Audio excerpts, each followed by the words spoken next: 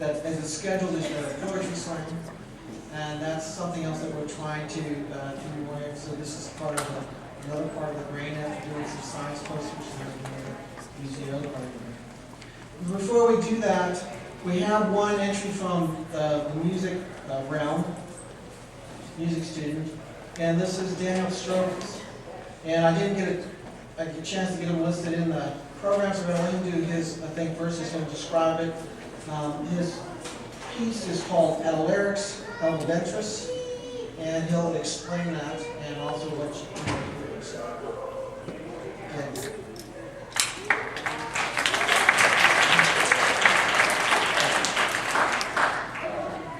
Before we present the piece, I just want to give a few program notes so it's not a surprise. The name of the piece is the Scientific Manual of African Pygmy Hedgehog, which was the source material for this piece. The purpose of this piece was taking non-traditional sounds and non-traditional techniques and applying them to a traditional form. So you'll hear there's introductory and ending materials and transitional materials in between, but it's really binary form. A and B. The first section deals with sound, reordering, layering of sounds, there's some phasing, some things change in relation to each other.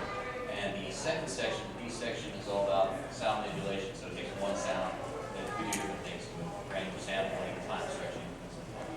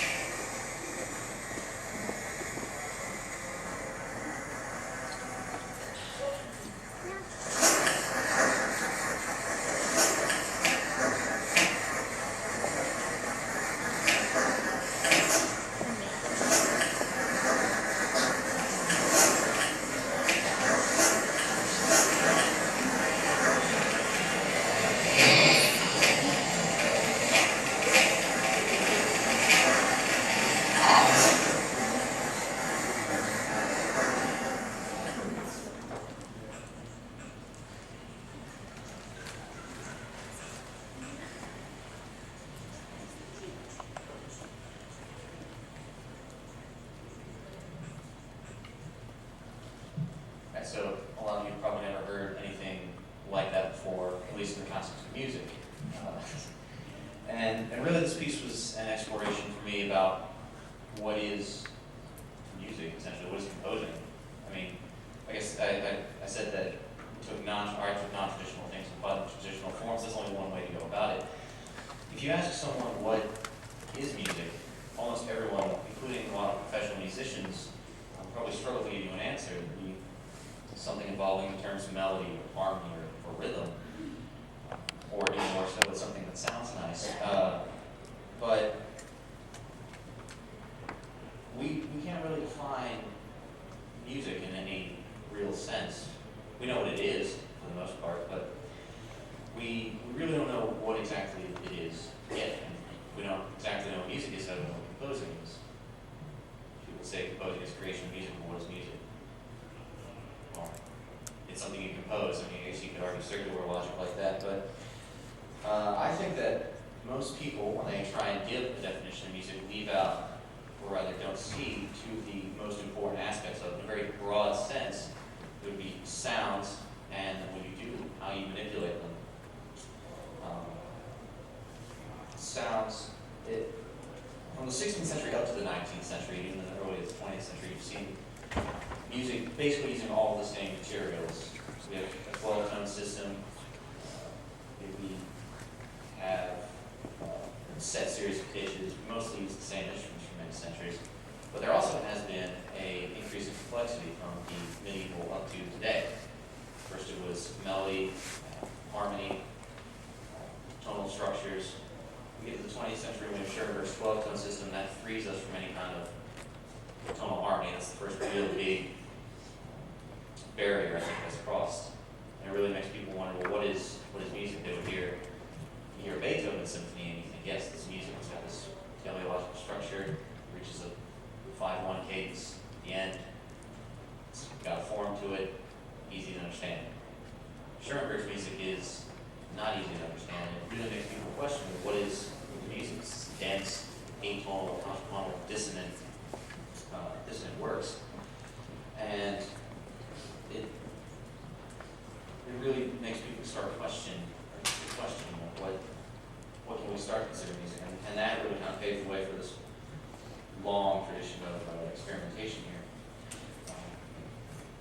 But getting back to the first two topics, sounds and how you manipulate things. I would argue that any sound can be used today. Much in the same way that Schoenberg's 12-tone system freed us from a tonal system. No longer have to worry about harmony and harmonic cadences. If you think about it, our 12-tone system is in itself a hindrance. Tuning is relative. Our tuning system is actually broken. Anyone who's studied music knows that we have a just tuning system. We took everything on the keyboard and you made everything's slightly out of tune, so it all sounds relatively in tune compared to each other. But there's an infinite number of frequencies between two pitches on the keyboard. Now, in our music, we call things that are in between those two pitches inflections or just bad tuning, but in other systems, in other cultures, they're absolutely integral to the music or even to the language. Our tuning system is totally relative. If you throw that out and you don't use it, I mean, any sound can be used. Well, if any sound can be used, what's to stop someone from, say, taking one chord or even one note and saying, well, that's music. The other part that I was exploring deals with sound manipulation and how do you manipulate those sounds? Is there a level of control that a composer needs to impose on sound for it to become music? And this is, I think, where we really get into a gray area.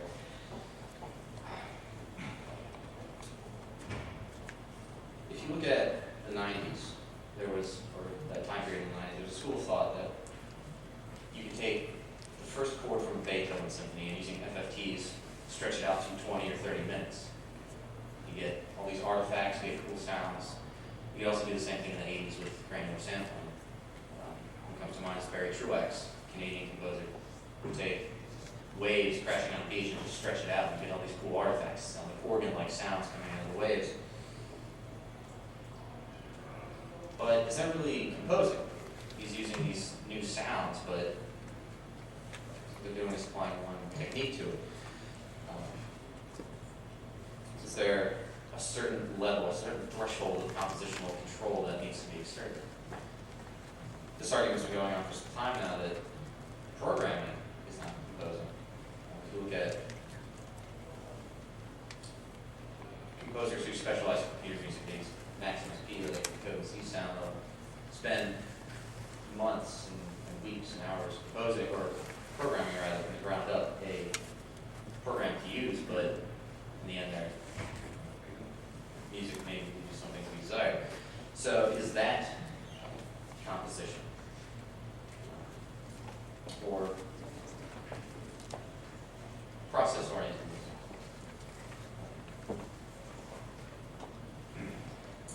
The music in the 60s and 70s, music of Steve Reich, you look at clapping music. It's one rhythm, or a series of rhythms, clapped by two people. And the only thing he does is he's shifting everything by an eighth. So the music starts to phase out of sync with each other, phases back in. There's an, I guess you could argue that's composition, but there's a debate as to whether that's actually composition. He just basically just copy and paste it. So,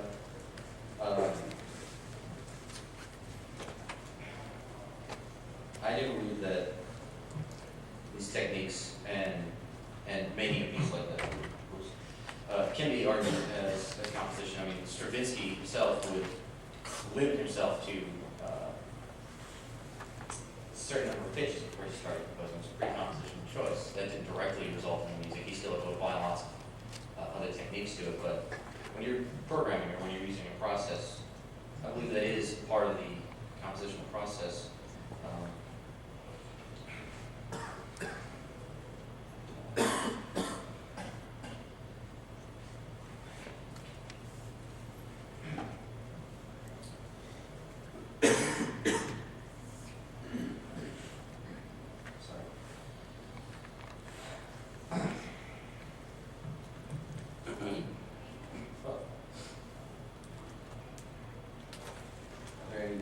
Any questions?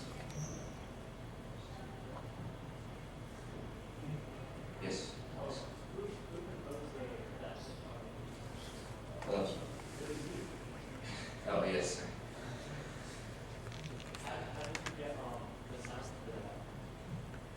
Just recorded by a hedgehog. They can hiss and they can pop, and they're really angry little creatures. My girlfriend has a pet hedgehog.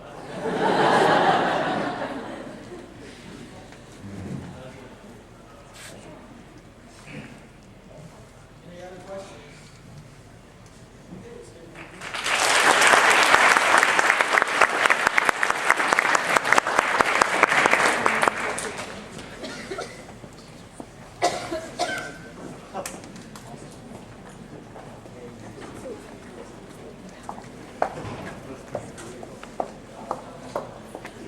And Rachel Wood is going to be our moderator for the poetry slam.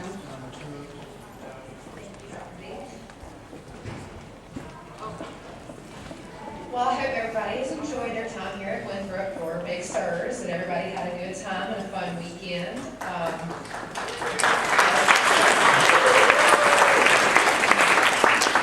So now we're coming to the conclusion of the Big South Research Symposium here at Winthrop, and we are going to conclude it with our poetry slam session.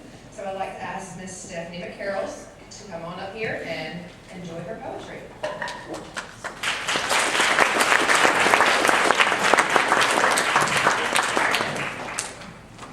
Hello, everybody. It's actually not poetry, but it's a creative nonfiction piece that I wrote. The inspiration for my piece was actually my sport. I'm a track and field athlete here at Winthrop University. So I hope you enjoy it.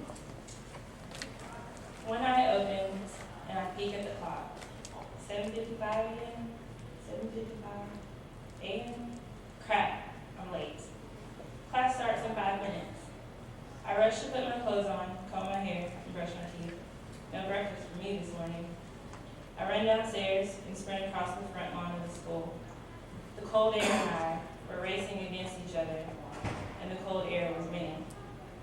This day should be interesting. I forgot to put on deodorant. First class of the day was history, but the only thing that was on my mind was that party last night. I kissed my first college crush. Open your books to page 29. My teacher's voice was the equivalent of the Clear Eyes Guy commercial. Man, what a party. I opened my notebook and scribbled history at the top of the page. I hate history. My teacher's voice droned like the steady beat of a drum. I could feel my mind getting lost in the rhythm. I rubbed the palms of my hands. They only hurt when I get nervous. I began to stretch and get ready for a long jump. It took a lot for me to get here. Long practices and enough tears for a newborn in the world. Mom and Dad were not only my coaches, they were my biggest fans. Mom pinned my bib number onto my uniform like always and asked me if I wanted some crackers. I never understood why she did that. She knew that it was impossible for me to eat before my main event. The sky opened up and the heat began to pour out onto the track. My stomach began to ache. Mom and Dad came over to wish me good luck one last time and told me they would be standing behind the fence. The warm-ups for long jump began, and I could tell that these girls were going to be tough to beat. Why was I so nervous? I'd done this a million times before, but this time it's different. This was the year that I worked for, the year for nationals. The event official called my name. It was my turn to jump. I stepped up onto the runway, and I heard the cheers of my parents from the sidelines. I glanced out over the track, and the runners began to blend together, one giant block. The world stopped in my eyes, and it was just me and that runway. I could no longer hear the cheers of my parents, and I felt myself moving. The sand pit moved closer to me, and I jumped as hard as I could. The wind carried me in the air. The 2 seconds of hang time felt endless, just as it always did. Sometimes I just wanted to stay there, hanging in the air. I landed in the pit gracefully, and the weight that sat in my stomach was lifted. My parents assured me that it was a good jump with thumbs and hand claps. The next 2 jumps were even better, and I found myself in the finals. I went out to the side and prayed, thanking God that I made it to the finals, and that the girls that did make it to the finals got a break. I stretched, and Mom brought me a Gatorade. Dad came over and gave me some words of encouragement, which quickly turned into laughs, bets, and jokes. Dad always knew how to keep me relaxed during times like these. The official signaled that it was time to pick back up with the competition. Instantly, my laughs and giggles turned into a tight face and throat. My palms hurt more than they ever did, and the nerves began to consume my calm composure. The first girl sprinted down the runway and jumped, and then the next. As the girls went one by one, I started to think, here I am, 10 years old, second year of running track, and I had the chance to compete with other 10-year-olds across the country. The official called my name. It was finally my turn. My face grew hot, and the sun gave no mercy. I raced down the runway, jumped, and landed. As I turned around to walk back, I saw a red flag. I overran the board. I fouled. The nerves started to crawl up through my body like spiders, and the emotions spilled out through my face. I looked over at my parents, and optimistically thinking they still encouraged me to keep trying. Mom yelled, "You can do it!" And that was what I really needed. My parents meant everything to me, and I had to repay them for all the time and money they put into being my support system. I ran back to stand under the tent. The shade pulled me off as I waited for my turn again. The second round of jumps began. Before I knew it, it was my turn again. I stepped up onto the runway and did what I do best. My parents clapped and cheered as if I won, but I knew that wasn't the case. There were a lot of girls who were a lot better than me. The official read off my jump. To my surprise, I broke my team record. From that moment on, I never would have imagined that one jump put me in the top 3. My last jump wasn't as good as my second, but it was decent. All the girls, including me, began to gather up their things and get ready to go. Bishop came over and asked all of us to gather around. He was tall and round, and I've got to do better, I thought to myself. I put my notebook in my book bag and headed to my next class. Lucky for me, it was writing.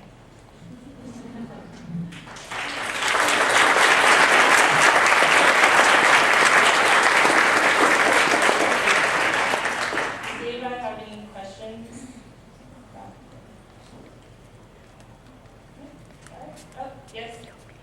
What made you be so creative when it came to the daydream? Because I actually envisioned you actually being at the track meet and everything. What actually made you think that the daydream was actually a good thing to actually put in your nonfiction poetry or whatever it is? It was just the actual daydream was, well, the whole thing actually happened, but the daydream was a very, very vivid memory of my track career. I started off with track and field when I was 9 years old, and like I said, I was 10 when I went to nationals, and being a 10-year-old and running track, it's not really all that serious, but I knew, like, from being at regionals and having the opportunity to be there and having the opportunity extended to me to go to nationals, that was a really big thing for me because I had never been in that type of activity before. I was always a music kid, so I did sports and stuff, but it was always like music for me. So me implementing the daydream was just something that came to mind. You know how most of you guys know you in your boring class or whatever, and you just daydream about the most random things, and that was just one of the random things that I daydreamed about that day. Anything else? Thank you so much.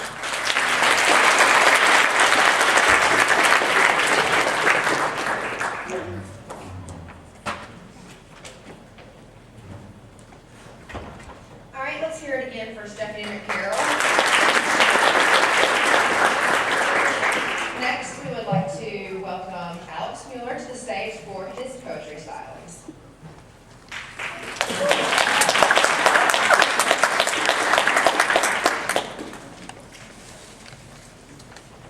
Thank you, everyone. I'm really excited to be reading poetry at the Big SURS.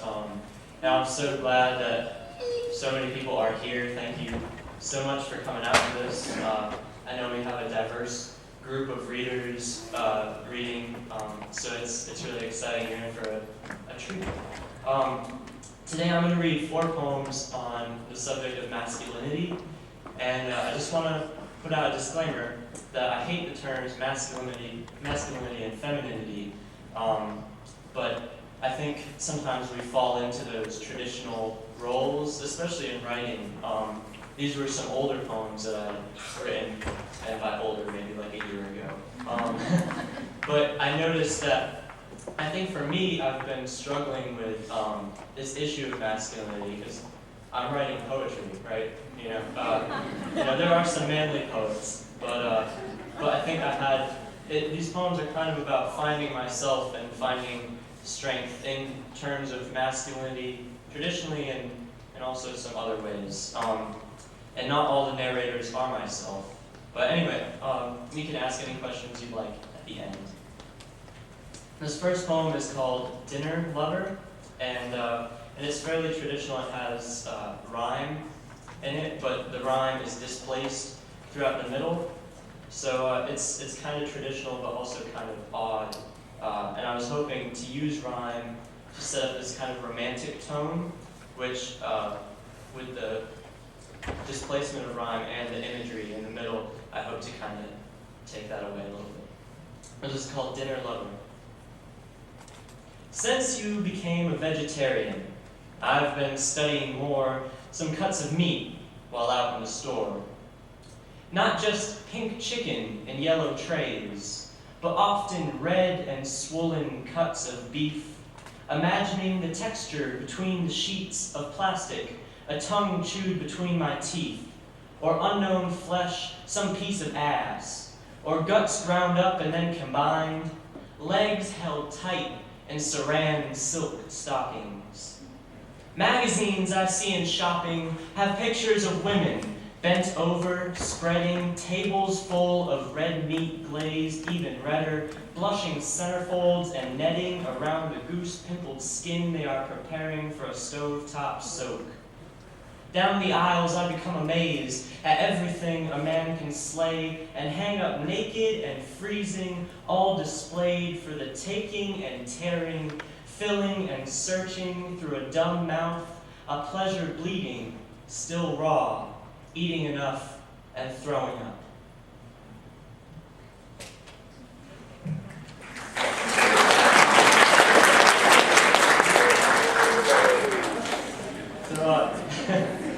Glad we got that one out of the way first.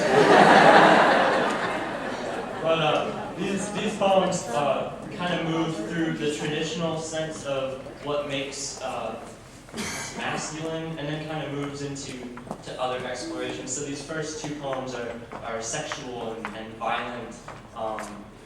So it's kind of this idea that kind of gets taken away later. This next poem is called Susan circa 78. And I was sitting in fiction writing class one day, which I actually wasn't a part of. I just showed up, and the professor said, "Who are you?"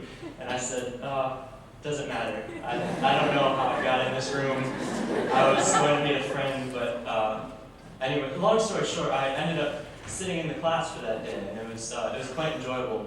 And he was in there as well. And so the fiction writer, Professor Scott Ely, he was telling a story about how he had been abroad with his wife Susan, and they had gone to see some bullfights, and she really didn't care for them because they were a bit too grotesque for her liking. And I thought that was such a neat story. And so the first few lines of this poem come almost verbatim from Professor Ely's story about him and his wife abroad. And this poem does not rhyme. It's a bit of a newer poem. It's a bit odder, bit more odd, sorry. And typographically speaking, I know you can't see it, but it looks lovely on the page. It is indented and all that, and typography is something I've been experimenting with. So this poem is called Susan circa 78. Susan didn't care for the bullfights after that. I took her on an afternoon in Spain. The rain smelled like dogs. The kills that were not made cleanly. We sat amidst the kerosene bleeds and the bleacher stands, like a Gaffneyed graduation, where sons are led by the nose from the stage to the shop with iron rings wrought by fathers and smoldering football scholarships. And the sweating Spaniard, grinning in the seat behind us, I would have split my southern knuckles on his Champs-Élysées. He held Susan all the while, round her hips with his knees. A squeeze on a remote control to tell myself that I am in Spain. To watch the Sunday game with my Susan, and the light rain can't keep us from enjoying the blood spilled in an approximate direction of over there.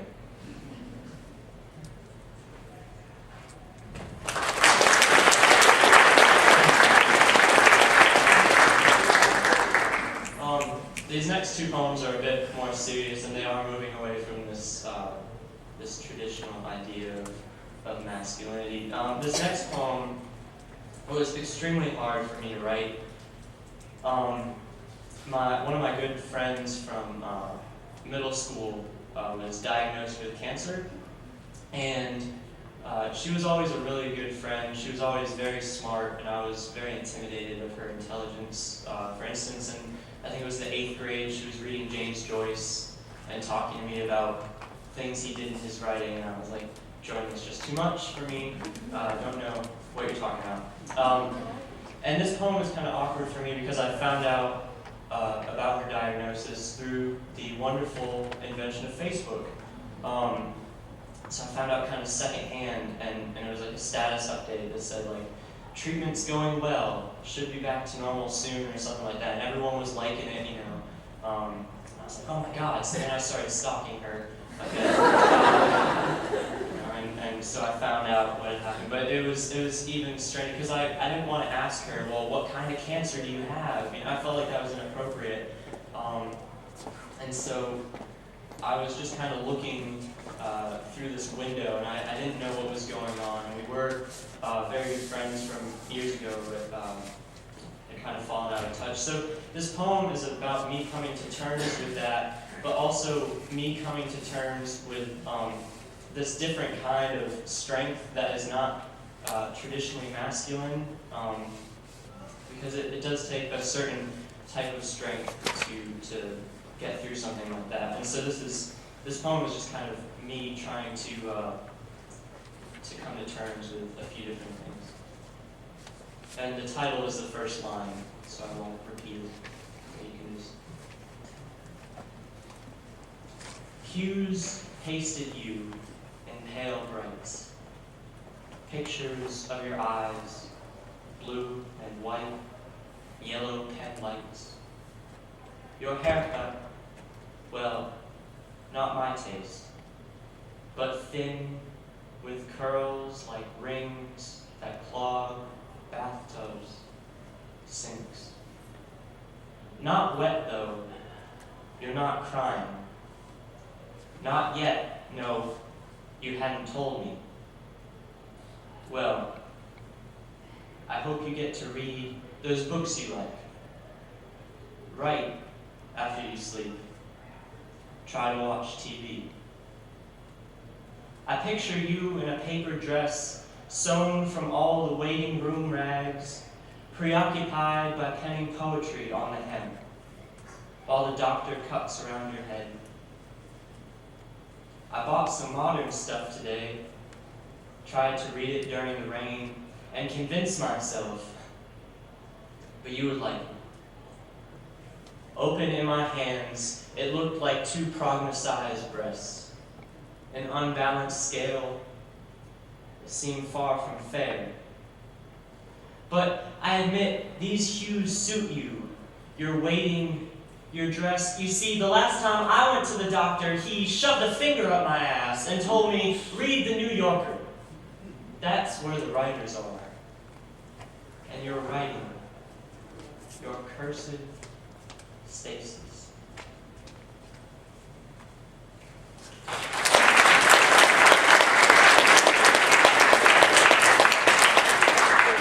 Thank you.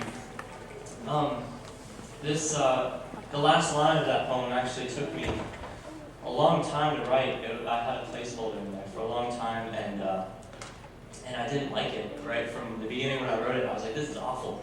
I don't like it." But I knew that I needed something else.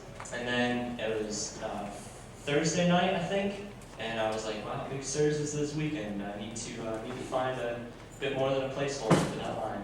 And so I strapped myself down to my computer chair and I just did not move until I had written something more stupid. Which it might change again. Who knows? This last poem is significantly longer than the others, and it's largely inspired by T.S. Eliot and his love song J. Alfred Prufrock, which I used to read before I'd go to bed in high school to give myself crazy dreams. Because I didn't understand anything Eliot wrote, I just really liked the way it sounded, and I would fall asleep after reading it and kind of have these crazy visions, sugar plums and all that. So this poem is kind of modeled after that. There is rhyme throughout, but it's also broken and there's no set pattern, which I kind of like. It's kind of a deconstruction of rhyme, which you'll see the reason for hopefully as I read this poem. And I'm not going to tell you what it's about at all. Because I hope for it to crescendo and then to leave an impression at the end, and I hope it's like a mystery to solve, I suppose. But this last poem is called "The Birds Who Come Around Every Day," or Applesauce. Curtained skin folds in front of my face, the perfume prickling a foreign place, but I confuse it with the tablecloth before my eyes, checkered hands holding applesauce. I am still proud, though made of age, with my mind's edges a rusting cage. that lets my birds fly all over the place, with my body a bowl of applesauce. But birds bring me back to these feather hands, against straight squares, no leather hands, but still soft they lift the spoon for my dessert with the evening news. And birds fly to where the light box burns, listening to the Sunday slurs of Sunday cures. I wait with my hands underneath the tablecloth, and we've set aside the applesauce. We are not what we once were. We had a baby boy from that curtain skin. When he came out, we named him. Wondering where he went, I noticed stronger hands. Behind the tablecloth stands a man. He does not seem to meet my eyes. My boy in the cage tries to seek as I hide the film of him in the foreign place. Light in the folds of curtains fringed with lace. Developing him took time and dark. I hope I remembered to clip the flash when stark film for me grew pale dim, and I hate what I have lost in him. I tear at the sides of my pajama pants, where inside are black and writhing ants, with working bodies but useless legs to lift this pile of dirt and dregs. Still, he likes the look of his hands. Moments I wrapped myself in the curtain deep, and afterward I fall asleep, holding on to what it seems I had the strength to grasp like applesauce. And sometimes there blows in a heat that stirs itself beneath the sheets, and the women come to scrub me down, but only frown under my pallid gown. I no longer hold that certain strength to draw open the curtain shades. Rather, I forget my name than weekly meeting out my days. Before me stays the tablecloth. I touch the edges and find it soft, enough almost to remind me of the gift inside the applesauce, the spoon held again aloft. If I oblige and take this pill, I know it holds my mind until the women come to scrub me down, or the sad-eyed boys come around. They see not me, but something else, while I see not them, but a higher shelf that holds something better than the applesauce. But I can't want it all enough. So I let the spoon come into me. I'll only imagine the curtain opening, while far off the cage is clean, and the evil birds are shooed away. I eat for more now, hungrily, and hating myself for the gluttony I had for a moment ago when I thought I'd remember something beyond the forecast of weather. But it's better the rain take these memories. Curtain eyes close in front of me, my own. The relief is finally the birds have flown. But one lingering magpie persistently pecks the shining ring upon the tablecloth. Eyes turn to mine above the stronger hands. From behind the tablecloth looks the man, and for a moment we've ceased our hide and seek. We've collapsed with laughing under a castle of sheets erected in April of 1974 when the rain outside had kept us indoors, yet there was sunlight and a woman laughing too. There are people in the corner of this dying room. I notice them humming a forgotten tune, and all the while eating applesauce. A woman sits before me, silver now as the moon. She offers me once more the applesauce extended on the spoon. I'm surprised as I let it fall onto my chin. For a moment, I've seen the tablecloth for what it is.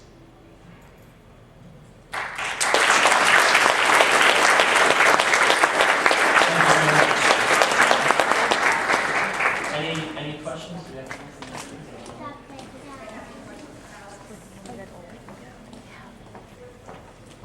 All right. Thank you guys very much.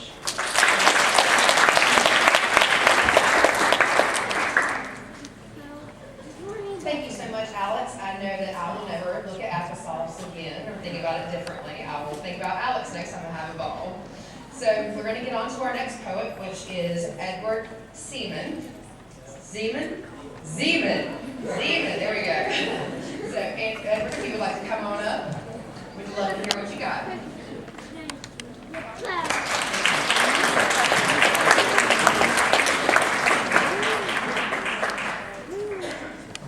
So I write poetry with Alex actually and Josh, and I had a class with Stephanie. So I was really upset to see that I was going to be reading immediately after Alex. I'm going to try and bring it down a little bit, even further than Alex has, in mood, in style, and in substance. All of my poems are kind of about the idea of growing up and getting older and kind of exploring the relationship that you have with family members. So some of my poems project a little bit into the future, where I imagine myself as either a husband or a father, and some of them are sort of recursive in nature, me imagining myself as a father, imagining myself as a son. And so this first one is called Coffee, and it goes like this. Early morning sacraments, unfolding things, egg flat into omelet, or clothes warm from the wash, like clothes warm from small bodies, and chopped coffee burnt, cool in a stained mug, from which she sips first to show her love.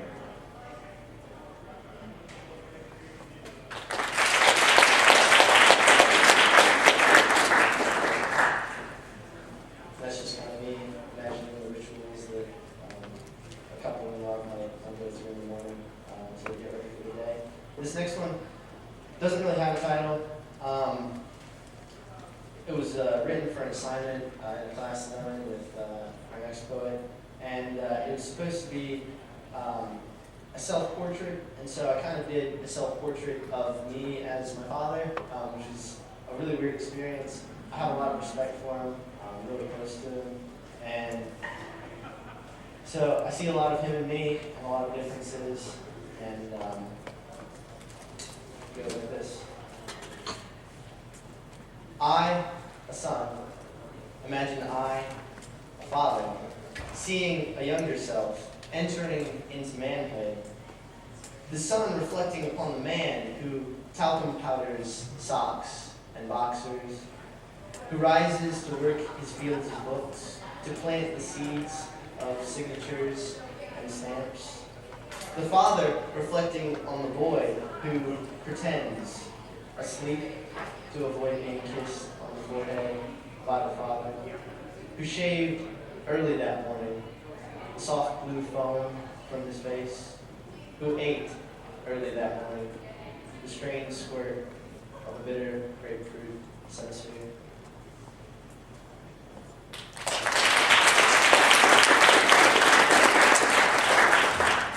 I always felt kind of bad because my dad would get up really early, and sometimes I would get up early too. If I caught sight of him before he caught sight of me, I would pretend to be asleep so that he wouldn't kiss me on the forehead before I left the room. That's kind of one of those selfish things that I think little boys do when they think that it's embarrassing to show affection like that. So this next poem is it's called Dear Jim, and it's a letter to my grandfather, who I didn't appreciate enough when he was around. But he was just a really, really cool guy. I was really cheerful. I used to see him walking around, and then later I saw him in a wheelchair, and I think he was happier rolling around than he was walking around, and I thought that was really great. So this is sort of another poem of slight regret, but kind of selfish in a way. A lot of poems are kind of narcissistic. Even if we write them about other people, they're all secretly kind of about us. So this is me being selfish again. It's called Dear Jim. I don't think he'd mind me calling you Jim now, the way my dad used to before you were in your wheelchair. To him, you were Jim early on, but Dad in the later years. I always knew you as Grandpa. Now, I think I like knowing you by your name.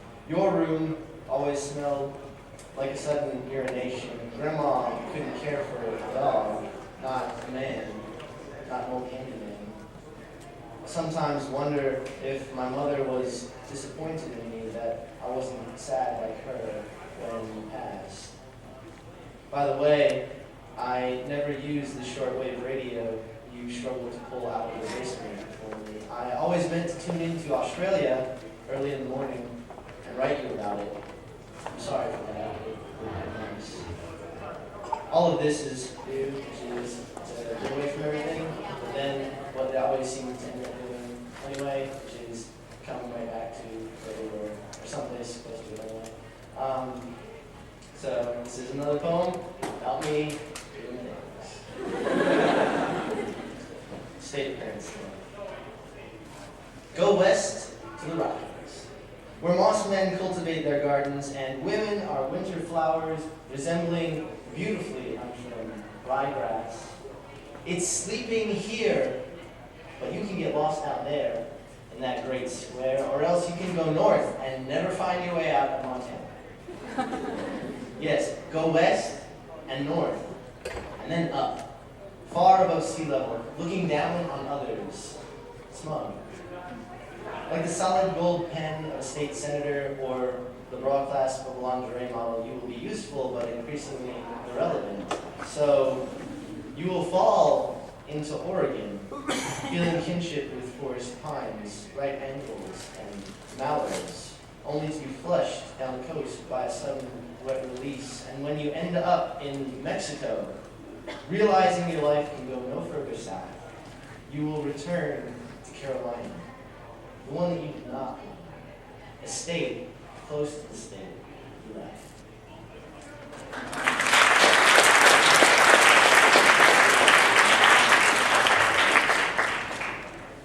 I really enjoyed Stephanie's piece earlier. I think it's a great one to start on. I got really excited when she mentioned Buffalo because this is my last poem. It's no longer, and it mentions Buffalo in it because I used to be from there. This one's called Pennies and Towns, and I've lived a lot of different places. I have the strongest memories from my time in Lewiston, New York, which is right north of Buffalo. And memories are not always reliable, so a lot of things in here probably didn't actually happen. But I imagine them to have happened, and it's a nice thought. And so I wanted to kind of have a poem that captures those childhood experiences, nice parts that I can do. So, pennies and towns.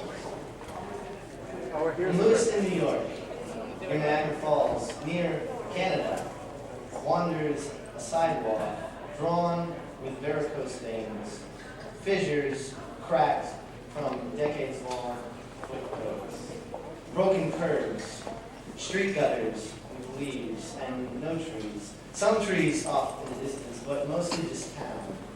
No trees, just curves of curves.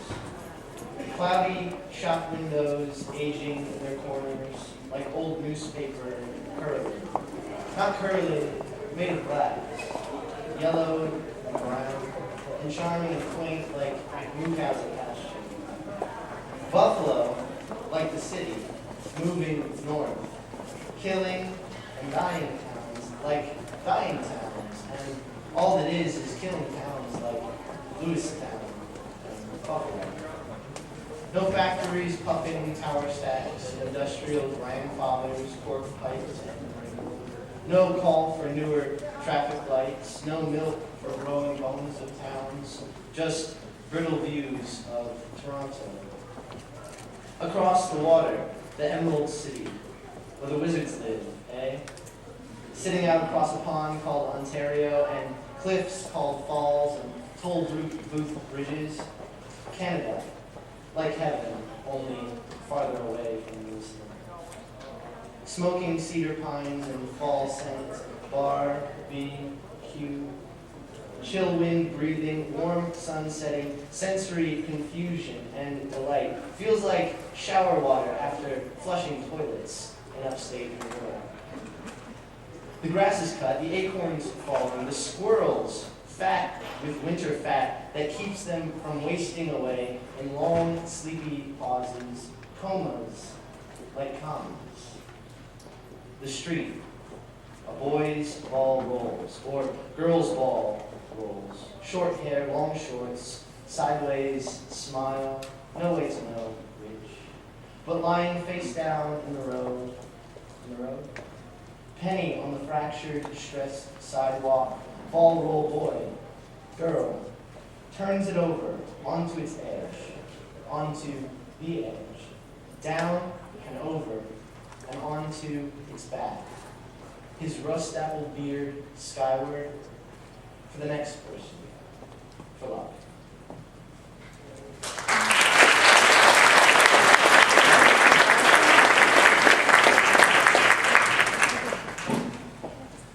Any questions?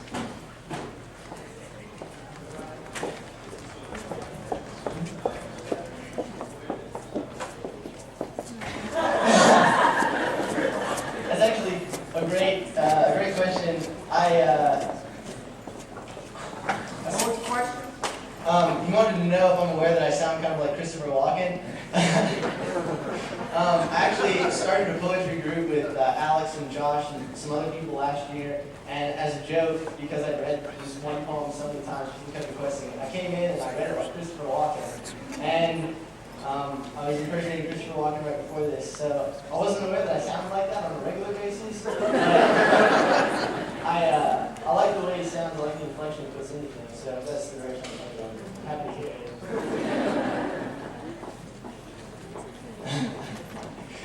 Any other questions? Thank you.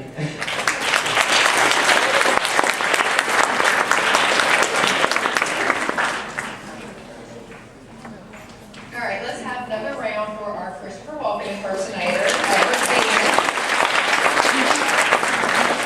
And last but not least, we are going to welcome to the stage poems from Joshua Dunn.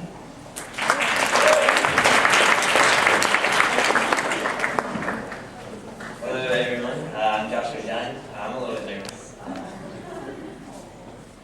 But these poems maybe aren't as tightly structured thematically as, say, Alex or Edward's poetry today. It's more maybe a miscellany of some of the works I've been working on over the last year or so. And it'll sort of begin as an examination, a lot of romantic love, hopefully in a way that's not cliched. This first one might be pushing the boundaries on that. It's an older work, maybe a more self-indulgent work. Back when poetry for me was as simple as writing about like dealing with girls not wanting to date me, but I think I handled it. You know, it's too cliche. It's called A Treatise on the Necessity of Being Nimble, and it goes like this. It's curious just how long I've managed to outmaneuver that bit of myself, that apparition that always seems to sing to me in a remarkable impersonation of your voice, even down to that curious quality, that subtle invocation of the coolness of the Appalachians, all dressed in wildflowers, that undertone that whispers that the soil is the most beautiful because everything beautiful springs up from it. It's curious, but after all, I was nimble, and I learned to drink a bit, and that helps certainly. And I am cunning. I know she stalks in the quietest hours, so I bellowed through the nights until the sun would have to wait to see what all the fuss was about, until the screens of my eyelids collapsed, and the usher politely replied, "The film will not be shown tonight." Good. I know this film. It is the one where it is always midnight, and it is always raining, and we are waltzing breast to breast, while the ocean whisper is a symphony, happy to have an audience who can hear more than just the cymbals crashing all around.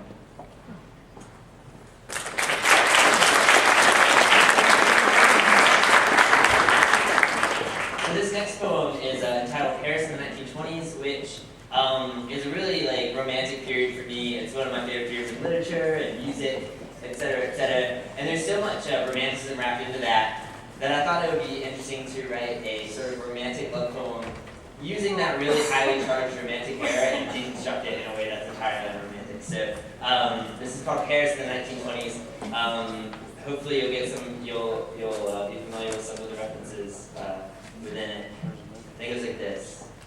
Let us pretend that it is Paris in the 1920s, so that Columbia might wash into all the romance of a Fitzgerald story, or better yet, a Hemingway, and I will beat Jake Barnes, and you can be Lady Ashley. Or I will be Lady Ashley, and you can be Hemingway pinning me. Or I will be the clicking of the typewriter, and you will be the carriage return when I reach the end of my line. Or maybe you could be Edith Piaf at the Moulin Rouge. I will be the overturned street corner produce crates on which you stood when you first sang, rambling on about you to all the rats of the city as they pass by, cleaning the garbage oil from their whiskers, thoroughly unimpressed. Or maybe I will be Django. I mean, at the very least, I would be his pencil mustache, his thin-lipped smile, his dangling cigarette.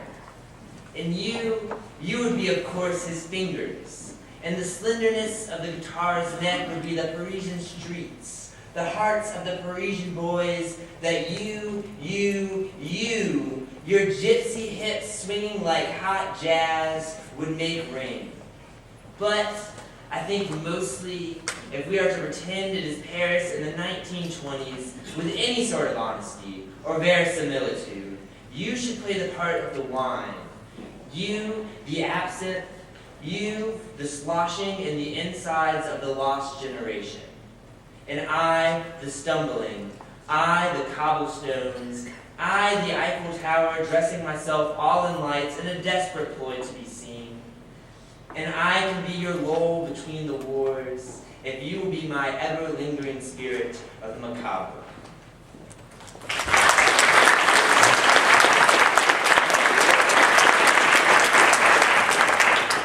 So this next examination of romantic love is sort of looking at it in a way, a scientific way, using the metaphor of nuclear fusion. I once read an article, it was a Hemingway article actually, that talked about man's fear of male absorption through sex, losing your identity and the female identity when you're through actual physical sex. And I suppose that this was an examination of that, and also just like an examination of being a terrible committophobe. And it's called atom smashing. And it goes like this. I'm telling you, it can only explode into and out of existence, like unsustainable nuclear fusion, love. And not the mythological cold variety, but born hot in bedsheet laboratories with friends. An awareness in the back of your apish mind of how delicate this all is. How either we or it will fall at any moment apart. And choices must be made. To let it grow, let it balloon like an indelible sun, let it swallow the earth and oceans and any ability we might have had to even question if it was worth it. No us to do the questioning. No single entities but a broth of atoms. Don't you get it?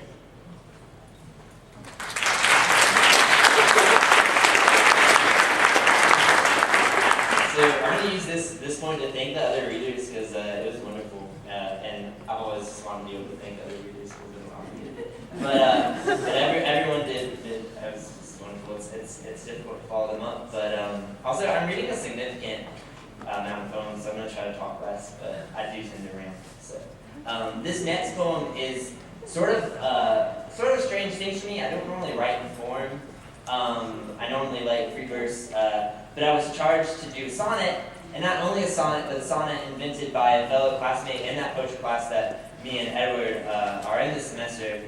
And like a regular sonnet, it has strict meter and external rhyme, but the madman who invented this one also decided that it should have a strict internal rhyme scheme as well. And so what came out of it was an exercise in form that was interesting for me, and I suppose it sort of serves as an examination of how one might sort of enter into a state of denial in the face of personal tragedy. and it's called Plates of Pears. It goes a little bit like this. Actually, exactly like this. A lovely morning, love, and tea to drink, and pears. The faded pink infantile sky is stretched and yawning, crying cool and wet, and time for tea. The kettle's by the sink, and pears to eat. The cool and wet July has come in broken sighs, and we have met it. Oh, the days are set like pears on plates in front of us. The weight is gone. Oh, lie in bed with me, the weight's all gone. Oh, let us lie with our unsettled stomachs filled. The morning's calm and still as newborn breath. And tea to drink. The weather's cool and wet, and pears, whole plates of pears and tea. And I, and you, and lovely, cool, and wet July.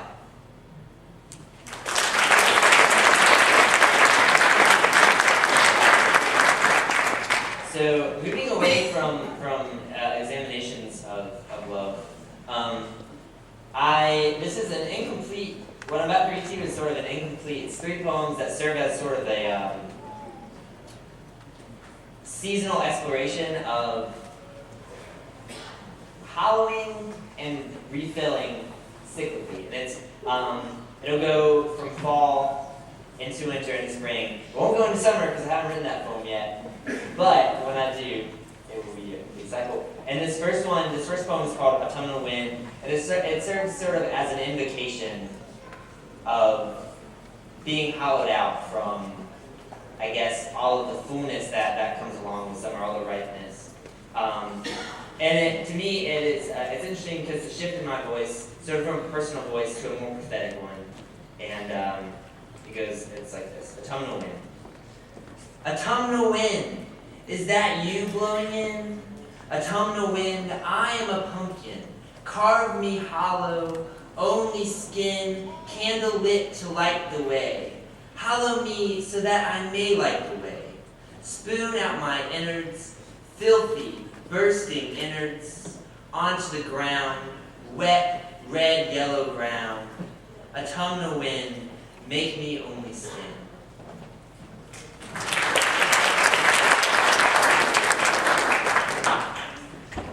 This following poem is a continuation of that into winter. Sort of explores the same themes in a different voice, I believe. The title is Winter Pansophy, and Pansophy is just a word, pan, all, Sophie, wisdom, so it's like winter, all wise, I suppose. Winter Pansophy. And it goes, yeah. Shivering like a sidewalk newspaper stand with a gust picking up. The sky is a graying, round-bellied bookstore cat just curling in on herself. And the wind trembles the snow-capped mustachio of the little anciano in the downtown lamplight. His wrinkles like crudely whittled mahogany. He is splashing in his cherry leather wingtips, soaked snuff-colored in the gutter gully slush. And when the snowstorm flutters in like boxing Arctic hares, all through the alleyways the wind whistles omni pan sophically. A cold, biting cold, come to illuminate, no, elucidate, no, carve the city hollow and thin our skins until we can hear the pattering rattling of our insides tumbling. So that we are all just hand-painted maracas, carved from gourds and calabash, as we stumble, step through the streets, bundled into ourselves, our coat collars pulled up above our ears. I'm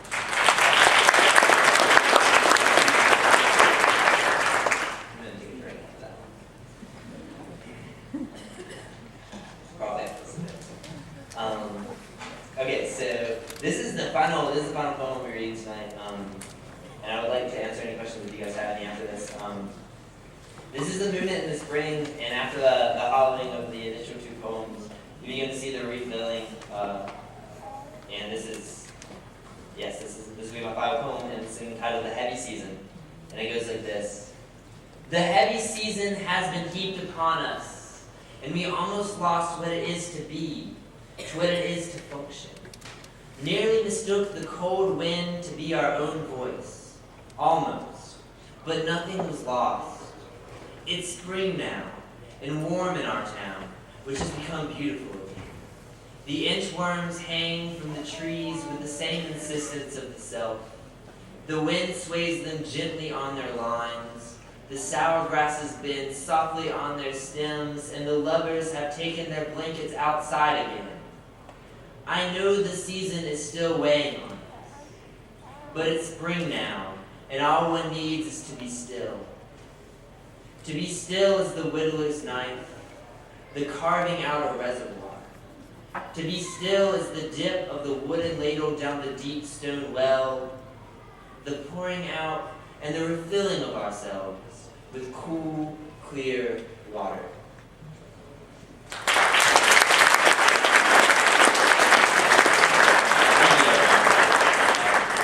Do you guys have any questions?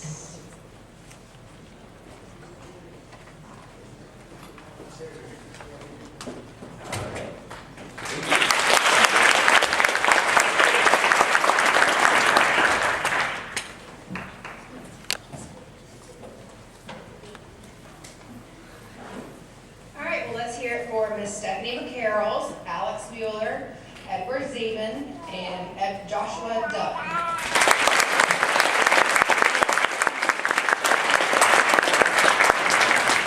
And on behalf of Big SURS, we'd like to thank everyone for coming out, and we're going to turn it over to the award ceremony now.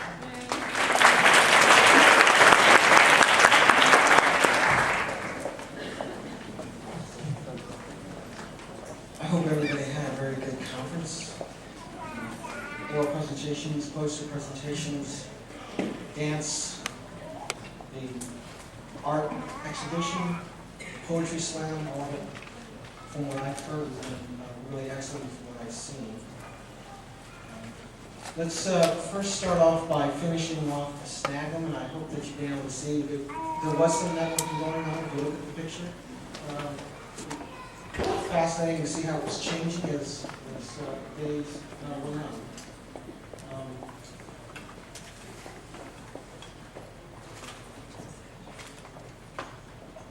Is Jessica going to disparage food? You had one before, or you had were in first place before, so why don't you come up and get your gift for that?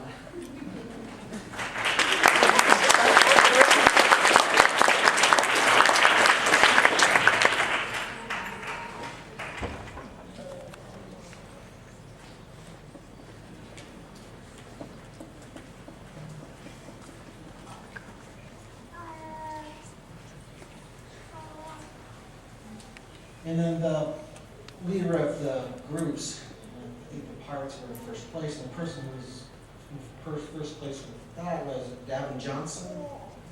Please come up.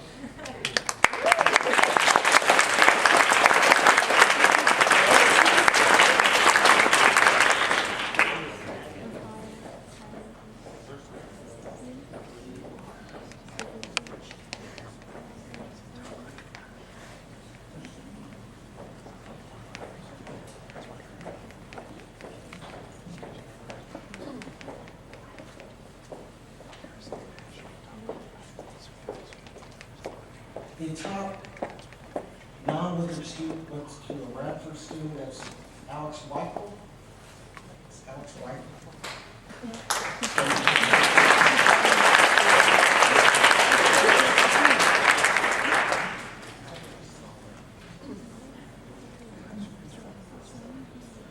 The top faculty member who participated was Michael Larson from Cambridge.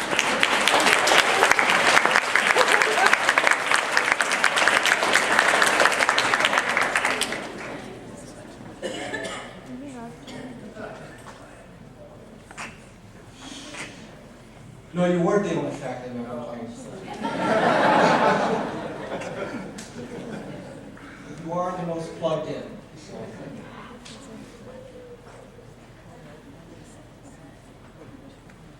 And the winner of the contest for networking, which I hope everybody feels like you're a winner and played. I hope you met some people. Is Chelsea Johnson.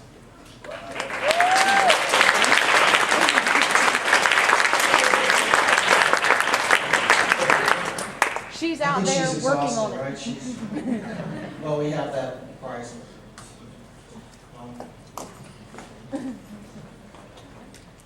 Just a couple of things before we finish and go through the awards. Let me just thank everybody for coming and ask a couple of things so I don't forget. One is, if you have not submitted your work to proceedings, Bob Ura would really like you to think about that. It is a reviewed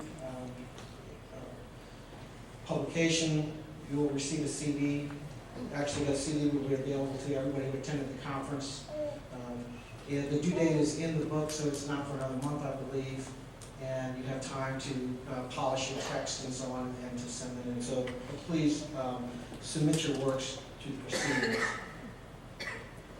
We're going to recycle, so you get to keep the lanyards. You can keep the plastic sleeve if you want, but if you do not want that, please, as you exit, we have a cardboard box, throw it in there. We're going to reuse those because we're going to try and recycle as much as we can. So, but the lanyards are yours to keep because I know you're going to use it for other things, but not too many people need that. Unless you really want to carry your name around.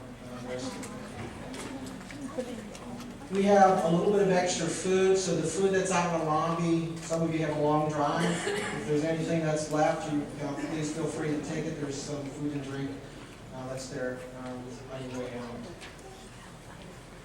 out. Okay, so I'm waiting here at the awards. The judges worked extremely hard. In fact, they just finished. I was really sweating that they were going to make it.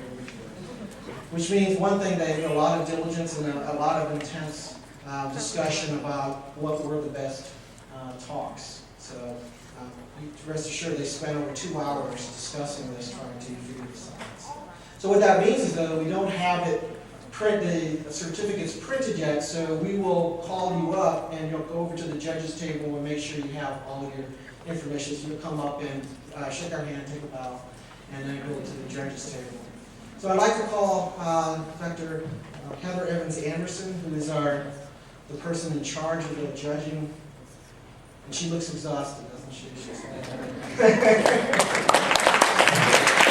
I appreciate all the work that the judges have. I look exhausted because I have a newborn at home. That's why. This was fun, and you guys, everybody did a really great job of, especially, as undergrads, it's really impressive that y'all can come and act like we do as professionals. This is what we do, going to conferences and stuff like that. And so getting this start early is a good thing. I myself got started going to meetings as an undergrad, not presenting like y'all did. So you should be really proud of yourselves for carrying this out. It bodes well for you all to go to graduate school and be able to do this for one. So the way that we're going to do this is I'm going to go through the sessions by topics. Normally there was a session winner, so I'll call out all the session winners for the oral presentations and then the poster presentations, and then we'll get to the overall awards. So the session winners will get a certificate in the mail. That's why it's important that we have your mailing address. And the overall winners, there is a first and second place monetary award. First place overall gets $100, and second place overall winners get $50.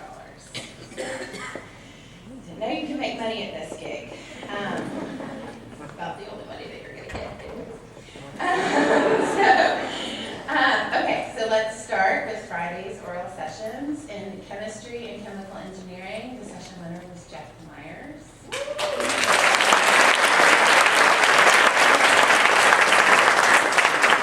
I don't think he's here today because I think he went to the South Carolina Academy of Sciences meeting, is this correct, people, to accept the overall award at that meeting. So he's a double-timer winner today. So nostalgia. In English and Literature, Shakespeare session, the winner was Aaron Eberhardt.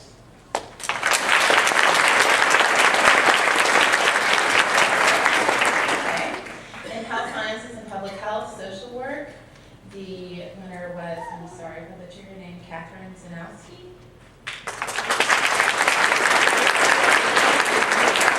Sorry, I'm sure where all these people are from. All three of those were from Winthrop. I'll say where they're from here on out. The History and International Studies session was Allison Wafer from Winthrop.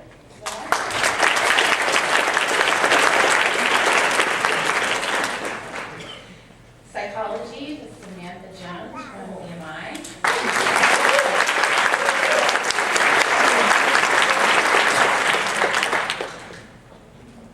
Yay, somebody's here. Yeah, this one.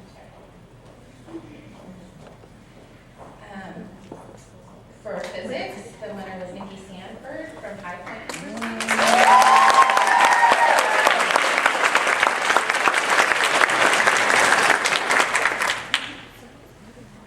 The dance and education sessions were combined into one, and the winner of that session was Megan Friend.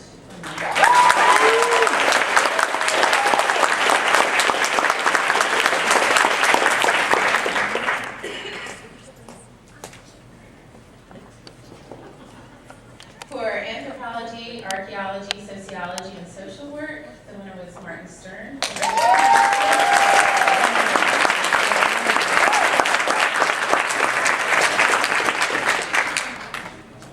For bioinformatics, biological engineering, cell molecular biology, the winner was Zaid Al-Mutali.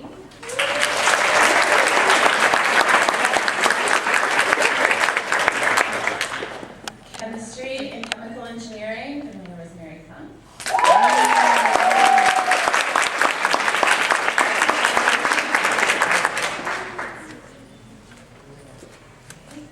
For English and literature, the winner was Shelby Borders from Winthrop University.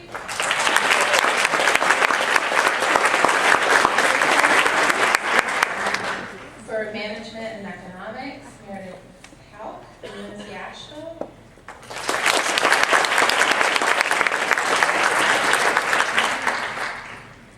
For mathematics, Michael Katz from Winthrop University.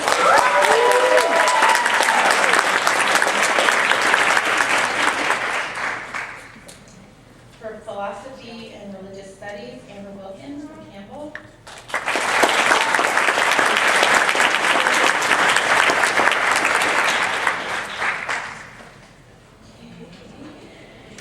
And for biology, for today's oral sessions, biology, physiology, organismal biology, and neuroscience, Matthew Ryan.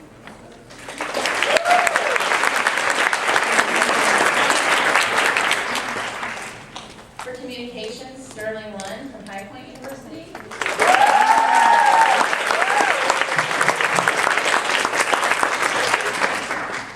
For criminology and sociology, Catherine Mosaic.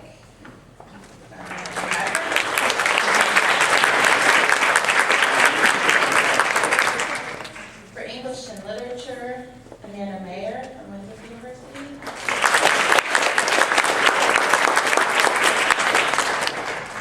For political science, Robert Earl.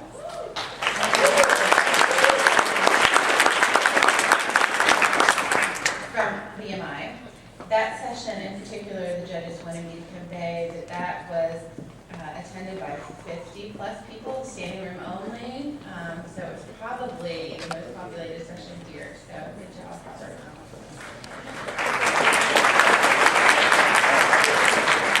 For world languages, modern languages, the winner was Sean McCauley, also from BMI.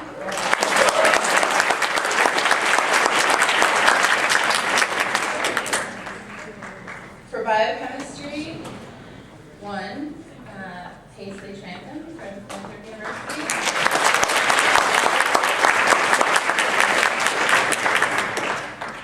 For English and literature, Patrick Bryant.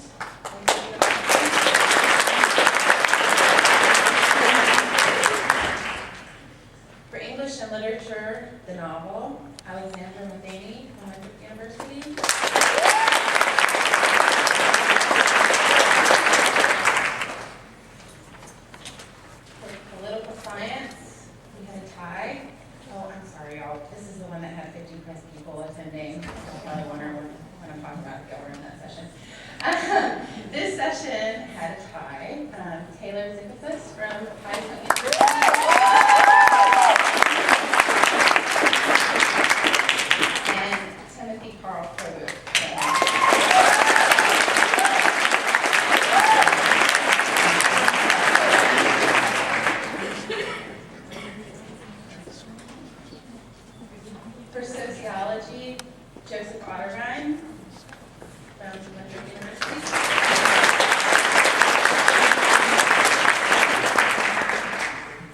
For Biochemistry 2, Kevin Smith.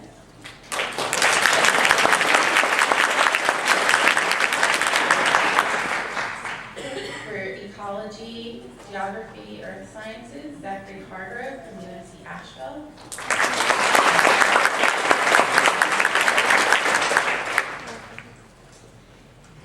And for English and Literature, American Literature, Aubrey Gillespie from Winthrop University.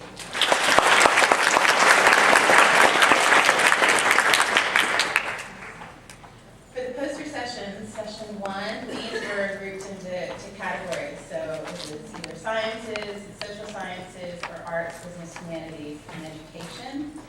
So for the arts, business, humanities, and education posters for session 1, the winner was Thomas Sinclair. I didn't write down where you were from, but I think you're from Radford. I talked to you here.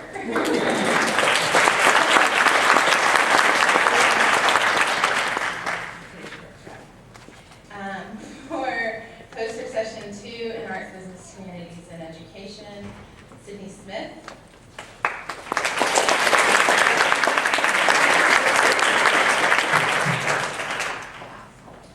For poster session 1 in the social sciences, Megan Hogarth.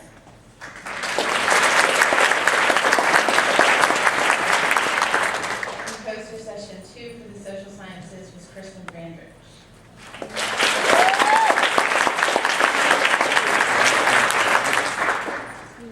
For the sciences in session 1, Zach Curry.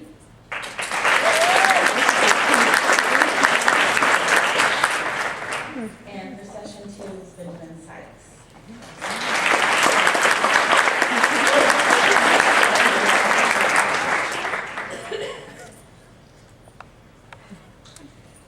Okay, for the overall, these are the ones with the cash attached. I'm sure you're all waiting with bated breath to get out of here. For arts, business, humanities, and education, overall oral presentation, Alexander Matheny.